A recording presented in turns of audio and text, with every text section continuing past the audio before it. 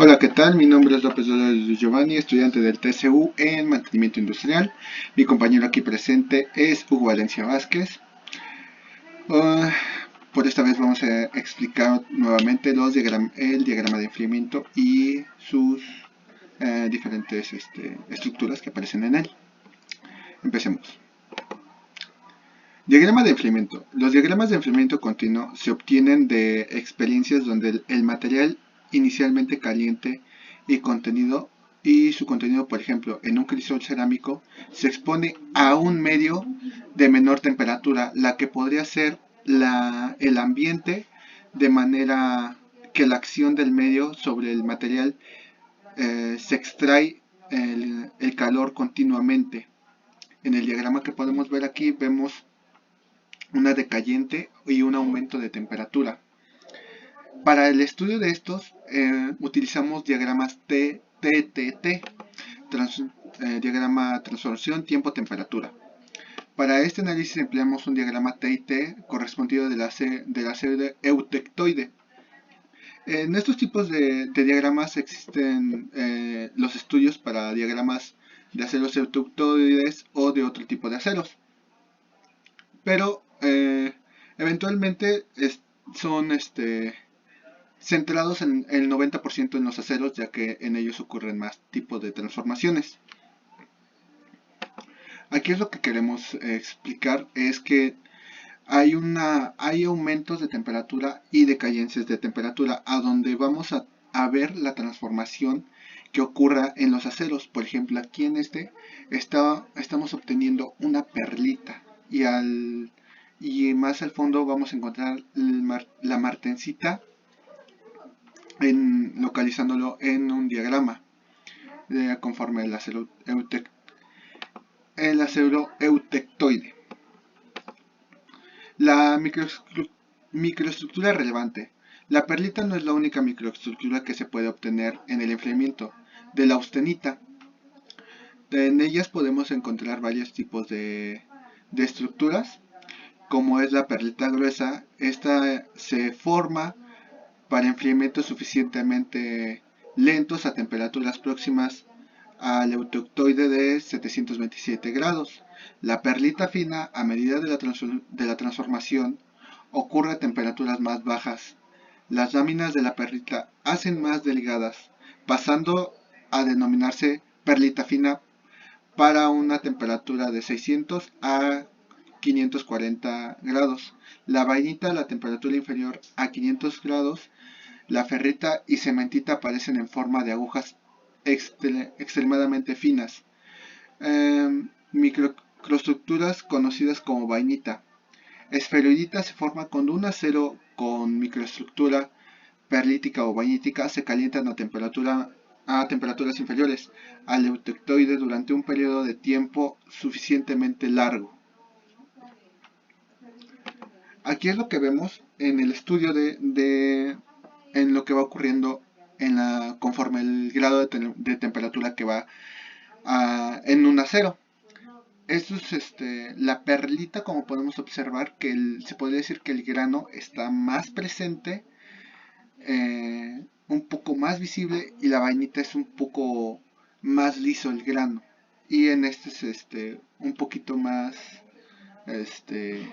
se puede decir, no como denso se podría expresar. Adelante, compañero. Principales características del proceso. Una de las principales características del proceso es que ocurre una difusión. El contenido de carbono de la martensita sigue siendo el de la austenita que la generó. La transformación tiene lugar de intervalos a partir de la curva de inicio de transformación hasta la curva final. Se trata de una transformación irreversible. La tetragonalidad de la martensita depende de la concentración del carbono. Se forma una estructura en forma de láminas o agujas. El metal así obtenido queda en estado inestable con una gran cantidad de tensiones internas. Los diagramas TTT considera el caso de un acero eutectoide de 0,80% de carbono. Supongamos tener una serie de pequeñas probetas de acero que calentamos hasta el rango austenítico. Se toma una primer muestra y se enfría rápidamente hasta una temperatura. Se deja transcurrir un cierto tiempo y seguidamente se vuelve a enfriar rápidamente, pero esta vez hasta temperatura ambiente. Finalmente la muestra se prepara metalográficamente y se observa en el microscopio. Aquí, como le mencioné, es un ejemplo de un diagrama TTT. Para ello tenemos lo que son dos diagramas. El primero lo tenemos como la descomposición de la austenita en un acero tectoide y las trayectorias arbitrarias sobre el diagrama TTT. En ambos se encuentran lo que son la martensita, austenita, perlita y la vainita. Aquí aquí le mencionaré lo que es un ejemplo. El ejemplo se dirige a los aceros hiperductoides. Presentan una zona superior donde se produce la separación de ferrita o cementita libre. Respectivamente, si el grano austenítico es grande debido a elevada temperatura de austenización y la velocidad de enfriamiento no es la suficientemente lenta, la ferrita crece en forma de agujas, disminuye el acero, la resistencia del impacto del acero. Aquí, como podemos observar, va del lado del eje X, tenemos lo que son el tiempo, y del eje Y tenemos lo que es la temperatura. Aquí podemos observar que va decayendo de la perlita hasta la vainita inferior. Tenemos lo que son los principales propósitos de los tratamientos térmicos. Tenemos 7. El primero es homogeneizar. Este quiere decir que elimina la segregación de solutos en los aceros efervescentes. Las impurezas se concentran en el centro de las barras, manteniéndose limpias las regiones superiores. Esto lo hace aptos para estampar. Son aceros de alta embutibilidad a los que no se aplican tratamientos térmicos. Igual tenemos lo que son ablandar. Esto es para mejorar su maquinabilidad de los aceros. Se someten a tratamientos de recocido. La dureza de la perlita depende del espesor de sus láminas.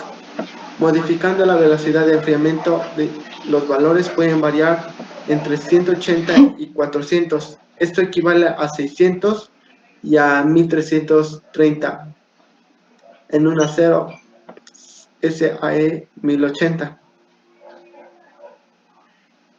Eso sería todo. Tenemos lo que es distorsionar. Distorsionar son las piezas que pueden acumular tensiones producidas en los procesos de deformación, soldadura o función. Cuando los espesores son variables, no se modifica la dureza ni la estructura. Endurece, aumenta el límite elástico, la resistencia máxima y la resistencia a la fatiga. Aumenta la tenacidad, logra un valor elevado de resistencia con capacidad de formarse antes de romperse. Adicionar elementos químicos con el objeto de aumentar dureza superficial. Remueve elementos químicos. Un ejemplo es descarburar, no tiene mucha aplicación. ¿Algo que quieras agregar, compañero? Sobre este ejemplo, a esto es lo que nos queremos referir a las transformaciones que va ocurriendo conforme el enfriamiento de un acero. Por lo tanto, esto es todo de mi parte. No tengo nada más que agregar y simplemente agradecer. Gracias, hasta luego.